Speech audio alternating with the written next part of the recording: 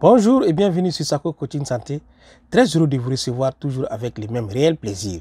C'est Sako, diplômé de gérontologie de l'Université de Montréal, pour vous apporter des informations, vous donner des avis et finalement répondre à vos questionnements dans le domaine de la santé et dans le domaine du mieux-être en général. Alors aujourd'hui, on va parler d'un sujet qui est très fréquent et qui date de très longtemps. Donc pour ce faire, d'abord je vais vous demander de vous abonner en cliquant en bas de la page sur le bouton rouge, notifier la cloche de notification, surtout partager cette vidéo qui va aider j'en suis sûr le maximum de personnes. Donc maintenant la méthode de calcul de contraception ou la méthode de désir d'enfant est une méthode qui a été inventée par les médecins japonais, les gynécologues japonais qu'on appelle le Ujino, le docteur Ujino. Donc depuis longtemps, il a vu que pendant un cycle menstruel régulier, c'est-à-dire un cycle qui vient à chaque période donnée, si c'est les 5 du mois, ça vient les 5 du mois. Cette méthode fonctionne quand c'est régulier. Pour les cycles irréguliers, la méthode ne fonctionne pas. C'est pour cela que le cycle menstruel même commence le premier jour des règles, le premier jour de menstruation, et finit la veille du prochain règle de menstruation, soit une période de 28 ou 30 jours. Donc, le 14e jour a été évoqué comme le jour de l'ovulation, c'est-à-dire le jour à laquelle les ovules, l'agent responsable, comme on peut le dire grosso modo, de la fertilité chez la femme. Donc, il va expulser un œuf qui va être l'ovulation. Ce jour-là, il y a certaines qui disent qu'il y a une température qui augmente. C'est pour cela que certains préconisent aussi la prise de la température pendant la période menstruelle et ils savent exactement l'ovulation qui se manifeste effectivement par une augmentation de la température. Donc, prenons un cycle de 28 jours. Le 14e jour correspond au jour pic de l'ovulation, là où l'ovule est expulsé. Pendant ces mêmes périodes, il faut que l'ovule rencontre l'agent responsable de la fécondation chez les hommes, qui sont les spermatozoïdes. Donc, la durée de vie des spermatozoïdes est de 3 jours. Donc, vous savez bien que c'est pour cela qu'on préconise les 3 périodes, les 3 jours juste avant l'ovulation. Parce que c'est pendant cette période-là que l'ovule et les spermatozoïdes sont susceptibles de se rencontrer et pour faire ce qu'on peut appeler la fécondation, qui peut provenir de naissance d'un enfant. Ou, par contre, si vous ne voulez pas d'enfant, à ce moment, il faut éviter cette période de fécondation. Ça va dans les deux sens. Donc, le 14e jour, 3 jours avant, on peut dire le 13e jour, le 12e jour et le 11e jour, qui correspond effectivement au jour à éviter ou à désirer. En plus, ce n'est pas fini. Après l'ovulation, 24 heures après l'ovulation, il y a les ovules qui restent. Et ça, c'est la durée de vie de l'ovule, parce que 24 heures et aussi ils disparaissent. C'est pour cela qu'il est bien, il est compté après le 14e jour, le 15e jour et le 16e jour.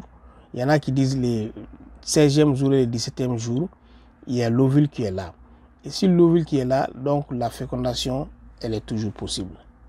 C'est pour cela on dit que 3 jours avant, 2 jours après, ou 3 jours avant, 2 jours après.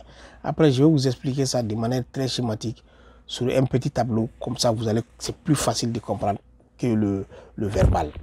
Donc, c'est pendant ces 2 périodes-là qu'il faut effectivement essayer d'éviter ou de désirer si vous voulez avoir une méthode de contraception ou de désir d'enfant de manière naturelle avec un simple calcul.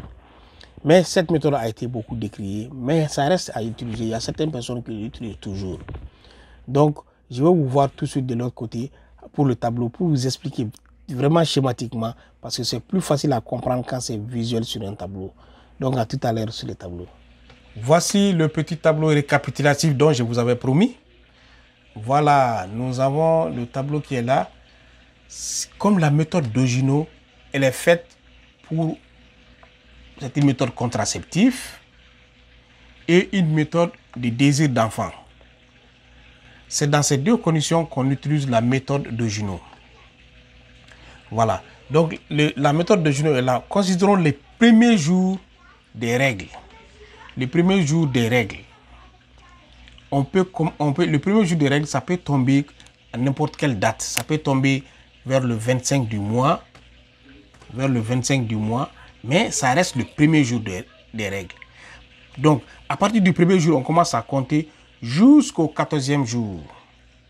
Jusqu'au 14e jour. C'est au 14e jour que l'ovulation se produit. C'est-à-dire que la femme, elle sécrète ou elle expulse de l'ovule. Mettons que ça, c'est l'ovule. L'ovulation se fait au 14e jour. Donc, quelqu'un qui voit ses premières règles les 25, le 25 est considéré comme le premier jour. Donc, c'est à partir du 25 qu'il compte 14 jours. Si on dit 14 plus 25, on va trouver vers le 9 du mois prochain. Ça va être son jour d'ovulation. Ça, c'est quelque chose de très important à comprendre. Donc, l'ovulation a eu lieu ici. C'est pour cela qu'il faut effectivement commencer à compter. Parce que si jamais un spermatozoïde rentre en contact avec l'ovule, il va avoir de l'ovulation. Donc, la durée de vie des spermatozoïdes est de 3 jours. C'est pour cela qu'on compte les jours à partir du 14. On a le 13, le 12 et le 11, par exemple. On peut mettre le 13 ici, le 12 et le 11. Donc, ces 3 jours sont des jours, si tu ne veux pas avoir d'enfant, ces 3 jours peuvent être des jours de contraception. Par contre, si tu désires avoir un enfant, ces 3 jours peuvent avoir le désir d'enfant. Avec les tableaux, c'est plus facile à comprendre. Alors, ces 3 jours, le spermatozoïde ayant une durée de vie de 3 jours, donc c'est pour cela ces 3 jours sont comptés. Donc, chaque spermatozoïde allant à la rencontre de l'ovule ici va pouvoir donner une fécondation. Parce que l'ovule, elle est sécrétée au 14e jour. Donc, on ajoute 2 autres jours, 24 heures. Pourquoi 24 heures. Pourquoi? Parce que l'ovule, la durée de vie de l'ovule, c'est 24 heures. 2 jours après l'ovulation, l'ovule elle-même peut durer 24 heures. Quand elle est sécrétée, elle peut durer 24 heures. S'il rencontre un spermatozoïde venant d'ici, il va avoir l'ovulation. Sinon, il peut rester. Il y a des spermatozoïdes qui peuvent rester au-delà de 3 jours, quelques-uns. C'est pour cela, cette période-là, elle est toujours donnée période de fertilité. Toujours. Donc, on récapitule tout ça. On sait que le 14e jour est le jour de fécondation. La durée du spermatozoïde est en 3 jours. Donc, les 3 jours avant le 14e jour, mettons le 13e, le 12e et le 11e sont des jours de fécondation. Et les 2 jours après l'ovulation, les 24 heures peuvent être aussi des jours de fécondation. Ou si vous voulez, les jours de contraception, dépendamment de votre désir. Donc, le total fait un intervalle, effectivement, de 5 jours. Il y en a qui disent 3 jours avant et 3 jours après. Voilà. Alors, dites-moi en commentaire si vous avez compris un peu le chemin ou qu'est-ce que vous proposez de plus pour comprendre la méthode de Junot, qui est une méthode simple à comprendre pour la contraception et le désir d'enfant. Donc, merci beaucoup. À la prochaine vidéo.